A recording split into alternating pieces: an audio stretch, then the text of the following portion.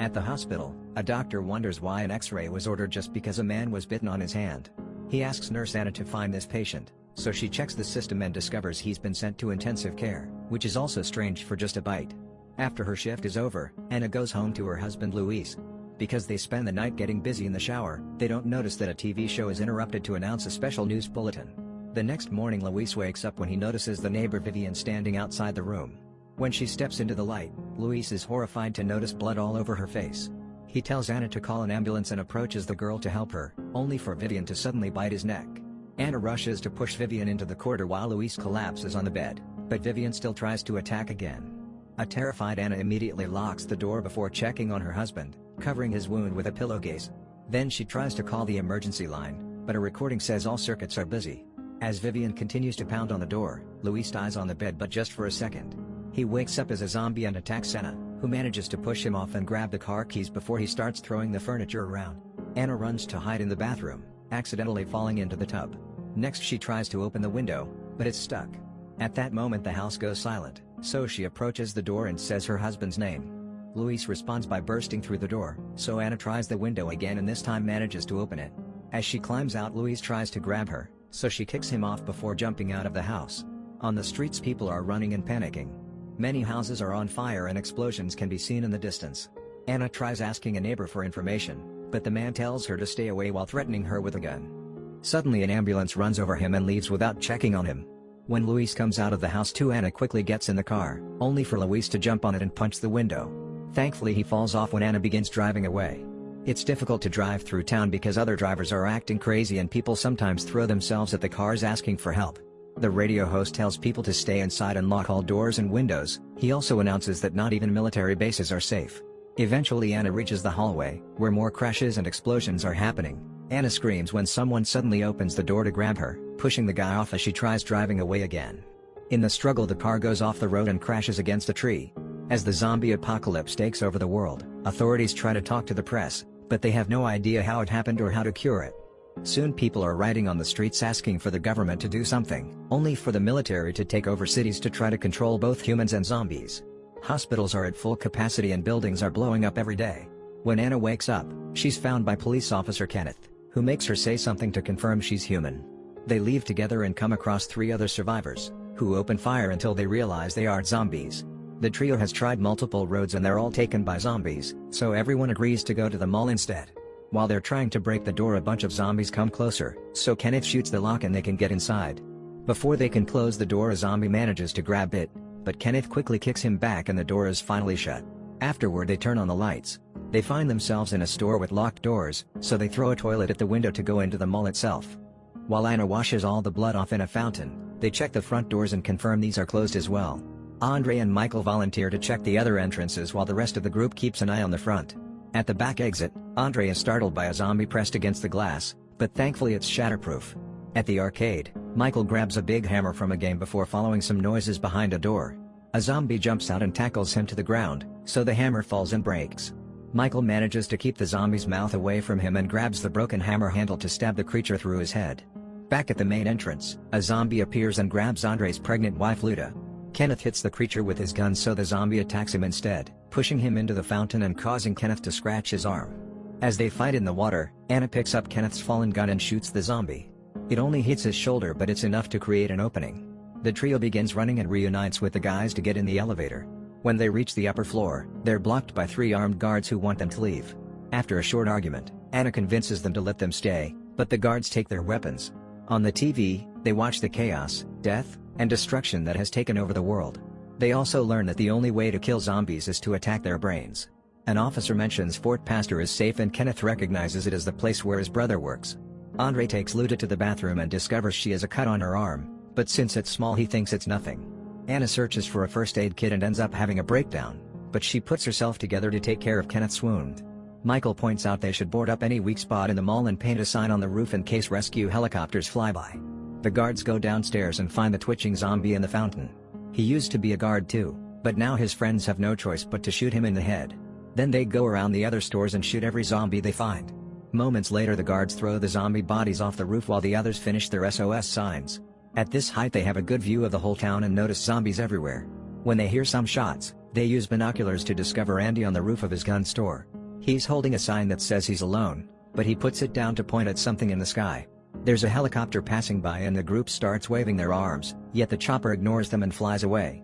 Michael thinks they should do something because help won't be coming, but Andre thinks the helicopter will come back. Kenneth doesn't care about their argument because his only goal is to reach Fort Pastor to find his brother. Meanwhile, the guards watch TV and hear a pastor say the zombies are a punishment sent by God for humanity's sins. The next morning, everyone is woken up by the mall's automatic timers that turn on all the lights and music. The TVs only show static, which means the signal has gone down. Guard Terry goes looking for the control unit and is seen by Anna, who convinces him to open the store so her group can go to the bathroom. Terry makes it to the control unit and turns off the music before checking the security cameras, only to discover there's a truck coming to the mall. When Terry tells the others, everyone rushes to the roof and they discuss what to do. Anna says they should welcome all survivors, but CJ and Bart don't want to trust strangers. Terry disagrees with his friends, so Michael and Kenneth take the opening to punch the other two guards and disarm them. While Terry leads the guys to the mall cell, Anna and Luda make a sign to guide the truck to the back entrance. However, the vehicle starts going in reverse and crashes against the building, so Andre and Michael have to go out to fight the zombies to help. They shoot every creature that gets too close, killing quite a few of them until they run out of bullets and have to run back inside. Thankfully, the survivors on the truck are fine. They push the vehicle against the mall on purpose so they could climb on it and go inside without being exposed. Once everyone is inside, Anna announces she'll check them for injuries, including a very sick woman that they're pushing around on a wheelbarrow. Kenneth wants to take the truck to Fort Pastor, but Steve and Norma explain they come from there and it's been overtaken by zombies too. A frustrated Kenneth goes to the roof, where he sees Andy asking for information. Using another sign, Kenneth tells him that the fort is gone and no help is coming. Andy responds with sarcasm, which makes Kenneth chuckle. Meanwhile, Anna is taking care of everyone's injuries. Terry checks on the sick woman, who suddenly passes away. Anna confirms it after checking her pulse and covers her with a blanket, only for the woman to suddenly sit up. The group starts running when they realize she's become a zombie and Anna grabs a fire poker, so when the woman comes too close she stabs her in the eye. Having seen this woman change and remembering her own husband, Anna tells the others that getting bitten by a zombie is what triggers the transformation. Frank has been bitten and Anna wants to quarantine him, but Michael thinks they should kill him before he transforms and Kenneth agrees. Anna runs ahead to warn Frank and his daughter Nicole asks for mercy, but her pleas are ignored. She's given a moment to say goodbye, then Frank is taken to a closed room where Kenneth waits for him to turn to confirm their theory before shooting him in the head. Days begin to pass so the group tries to keep themselves entertained. Kenneth plays chess with Andy by writing their moves on the signs, Bart and CJ play cards in the cell, Anna likes watching movies with Michael, Nicole and Terry bond while looking at the stars, and Steve gets dirty with Monica when he's not playing golf on the roof. The balls sometimes hit the zombies outside, since the crowd forming at the mall's entrance gets bigger every day. The group often writes requests on the signs and Andy shoots the zombies they asked for. One night the survivors are having dinner and sharing stories about the people they lost when the power goes out. Andre rushes to check on Luda, who has been very sick, so he's tied her to the bed. 4 men go looking for the generator and notice blood on the walls. There's something moving in the darkness, so the group gets ready to shoot until they discover it's just a dog. Michael calls him over and the animal appears to be good, but then he starts barking. Suddenly a zombie appears on the ceiling and jumps on Bart to bite his neck. All the noise gets the attention of more zombies, who show up at the end of a corridor. The group immediately begins running, but it's too late for Bart, who is left behind his zombie food. Kenneth and Michael open a gate for them to cross and CJ hits a zombie in the face so they can close it again. They put a padlock on the door for extra security before they open fire to kill the zombies trying to climb over the gate. There aren't many bullets left and when a zombie falls, he brings part of the gate down with him. Michael finds a fuel pump so he pours gas all over the zombies and CJ throws a lighter, causing a big explosion that burns all the creatures to death. Back to Andre, he watches Luda take her last breath and kisses her goodbye. When he checks the pregnant belly, he's shocked to see the baby still moving. However, he has to step back when Luda wakes up as a zombie. Moving carefully, Andre grabs a belt and puts it around Luda's mouth to keep her from biting while she's giving birth. At the same time, Norma realizes she hasn't seen Luda in a while and comes to check on her, only to find Andre with a baby in his arms and Luda growling in the bed. Norma immediately opens fire to kill Luda and a furious Andre shoots back. Since Norma keeps on firing, they end up killing each other. The rest of the group hears the gunshots and runs into the room to hear Norma's last words. Terry wants to shoot her, but Hannah assures him she died of the gunshot and won't transform.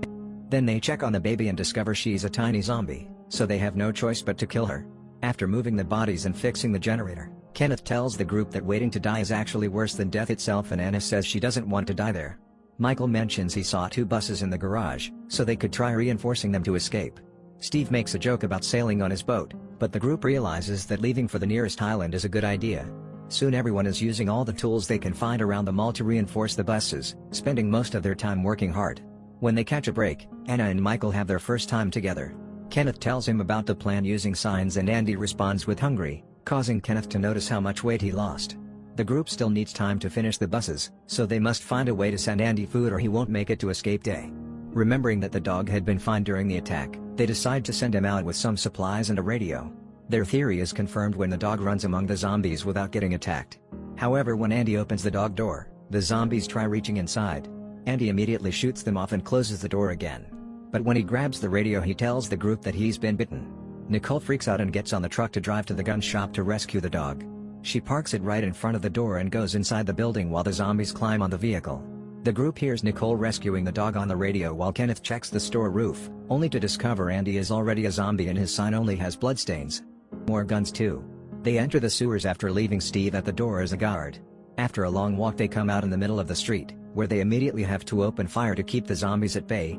Kenneth manages to kill several enemies, but a zombie pulls the gun from his hands in the process. The guys climb into the truck to make it to the other side and enter the store through the dog door, closing it right before the zombies can reach them. Afterward they grab as many guns as they can carry and follow a blood trail on the floor until they find Andy pounding on a door. Kenneth apologizes to his friend before shooting him in the head to finally rescue Nicole. They need a good plan to be able to go back, so CJ goes to the roof and throws a fuel tank which he shoots to make it explode. While the zombies catch on fire, the group uses the distraction to run through the street, shooting any creature that isn't burning until they make it back to the sewers. A few zombies push Tucker and cause him to fall into the hole, so he ends up breaking a leg. CJ tells the others to keep moving while he stays to help Tucker. Soon the zombies are jumping into the sewers too, so CJ shoots a few of them before giving Tucker the guns. That way CJ can drag him through the ground while Tucker shoots at the incoming attackers. Unfortunately there are too many of them and they reach Tucker anyway to start eating him. Tucker asks his friend to end it, so CJ shoots him in the head before running to join the others. Eventually the group makes it to the mall door, but Steve isn't there to open the door. The zombies are starting to climb the stairs and the men open fire until Anna shows up to let them in. They can't close the door again because the zombies are holding it, so the team can only run. Once they reunite with the other survivors, the group plus the dog rush to the elevator and close the doors before the zombies can reach them. They make it to the garage and insult Steve when they find him there. The group splits into two to get on the buses and finally leave the mall by bursting through the garage gates. The zombies immediately surround the vehicles, making it hard to move. The survivors open fire through the windows and Steve even uses a chainsaw to kill a few zombies. Since the crowd is still too thick to move through, CJ throws another fuel tank and shoots it to create a new explosion that easily opens the way. Kenneth notices a zombie hanging on a bus and makes a sudden turn to try to throw him off, which makes Glenn fall with a chainsaw on top of Monica. The other survivors come to pick up his friends and Anna is devastated to discover the chainsaw has killed both Monica and Glenn. When she turns around, a zombified Steve tries to attack her, so Anna shoots him in the head. Terry kills the zombie that came with the bus, and the shots attract the attention of a horde. The guys open fire to buy some time because Anna is behind taking the boat keys from Steve's body. She shoots a few zombies too, and thanks to her friend's backup, she reaches the bus.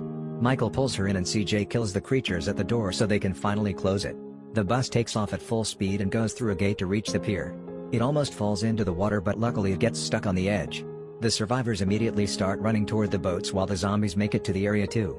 Unfortunately CJ is soon surrounded, so he shoots his last fuel tank to bring down all the enemies, dying in the process. The rest of the group gets ready to go, but Michael announces he can join them because he's been bitten. He says goodbye to Anna and pushes the boat, so once his friends are at a safe distance, he self-deletes with a shot. In the end, Anna, Kenneth, Nicole, Terry, and the dog survive. While sailing, they find a boat with a zombie inside and quickly kill it. Many days later, when their boat runs out of fuel and the food is rotting, they finally make it to an island only to discover it's full of zombies too.